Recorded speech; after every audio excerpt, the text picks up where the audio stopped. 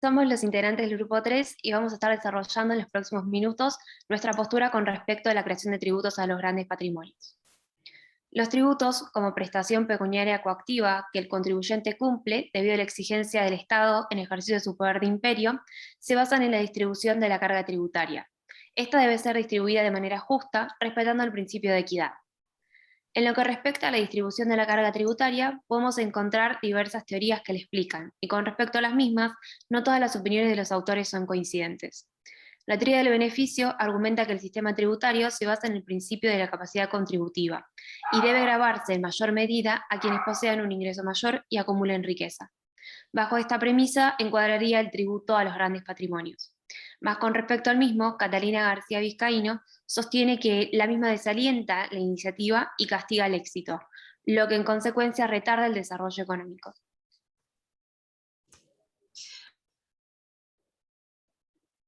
Desarrollando lo que es nuestra postura, consideramos y disentimos de lo que es la oposición de García Vizcaíno, ya que la aptitud socioeconómica para contribuir al sostenimiento del Estado, que puede medirse mediante lo que es el índice del patrimonio, hace a la igualdad de trato a aquellos sujetos que se encuentran en las mismas condiciones. Es por esta razón que adherimos a la creación del tributo a las grandes fortunas, por contribuir al establecimiento de tributos equitativos que se enmarca en el principio de constitucionalidad de la igualdad. Por otro lado, lo político es otro eje de análisis. Una amplia mayoría de las propuestas analizadas incluyen la palabra solidaridad en el nombre de los impuestos promovidos.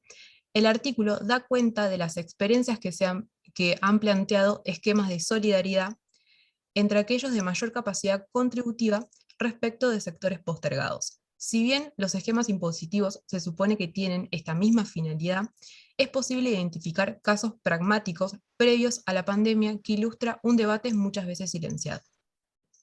La creación de un nuevo impuesto, visto por la situación excepcional por la emergencia sanitaria, saca a relucir el carácter de pertenecer a una sociedad que tiene en miras la ayuda humanitaria para los sectores más vulnerados. El aporte, dadas estas circunstancias, refleja el compromiso del Estado por apoyar a los sectores que más lo necesitan. Como carácter extraordinario del tributo, deberá tener un fin claro y preciso en su destino. Es el caso para paliar los desastres generados por una interrupción productiva producto de la pandemia. Es por eso que el cómputo del tributo debiera ser destinado a remediar y sostener aquellos sectores que han sido más perjudicados para poder restablecer la capacidad productiva del país. También se debe tener en cuenta que este impuesto debe estar afectado a las grandes fortunas, a quienes tienen mayor capacidad contributiva, para así poder ser solidarios con quienes tienen menor capacidad contributiva y fueron afectados por la crisis de COVID-19 en el 2020. Bueno, ahora algunas preguntas y posibles debates en torno al impuesto.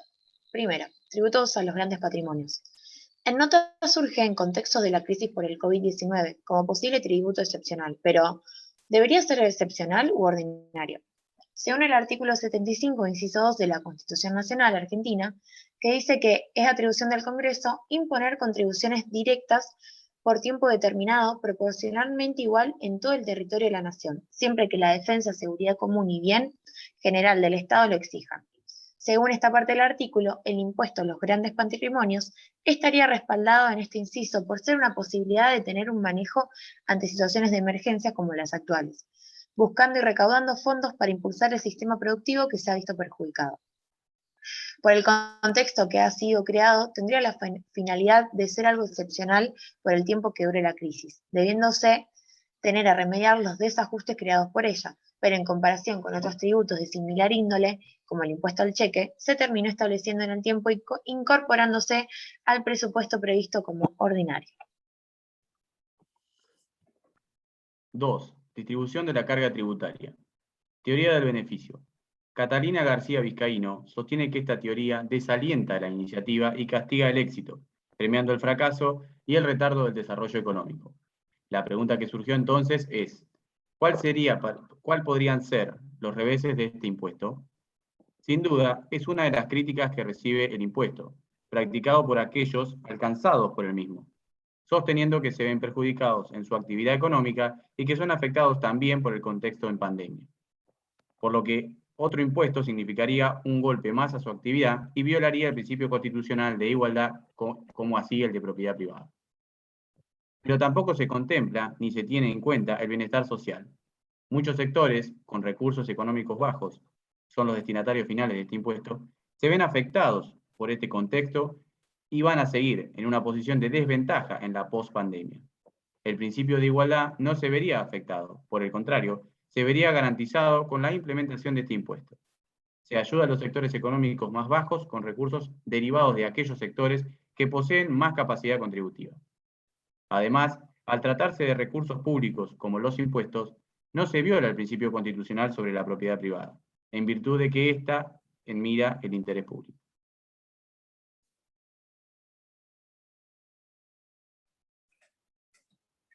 Por otro lado, sumado a lo dicho más arriba, es cierto que el impuesto es de excepción a fin de hacer frente a la crisis que la pandemia provocó en el mundo y en particular en el plano nacional. Ahora bien, no es menos cierto que dicho impuesto recae sobre los patrimonios más cuantiosos de las personas físicas, dejando afuera a las personas jurídicas, que son en rigor quienes producen el incremento patrimonial y por lo tanto quienes presentan la mayor capacidad de contribución frente al fisco. A raíz de esto, es menester mencionar que el impuesto tiene miras gravar el stock de riquezas, es decir, aquellos que tengan desde un determinado monto tributarán cuando lo correcto sería que se grave el flujo, que es lo que proviene de la riqueza. Esto no solo se logra porque el impuesto sea permanente, sino que además deje indemne la riqueza acumulada, pero se lograría obteniendo una justicia impositiva y social, pues de aplicarse de esa manera impactaría en la forma de acumulación de capital, restringiéndolo en favor de quien lo necesita. En síntesis, es válido el impuesto por única vez a las grandes fortunas, en un contexto de crisis global y de emergencia sanitaria.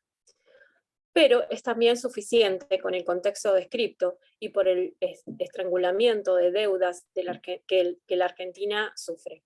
Por ello, es menester incluir en él a las personas jurídicas y además tornarse permanente a partir de gravar la actividad productora de riqueza y no el monto patrimonial acumulado. La tercera pregunta: ¿cómo impactaría en la presión tributaria? ¿Llevaría a paraísos fiscales? Sí. Aquellos quienes tienen mayor capacidad contributiva tienen mayor recursos para evadir la recaudación fiscal de su país, por lo que pueden, mediante esas empresas fantasmas, evadir impuestos en paraísos fiscales. Por lo que consideramos que para implementar una verdadera solidaridad fiscal, el impuesto debería ser regional o incluso global, ya que con los avances tecnológicos sumado a la alta recaudación de algunas empresas, sería una fácil forma de evadir los impuestos y facturar en Panamá, en Suiza u otros paraísos fiscales de cualquier parte del mundo.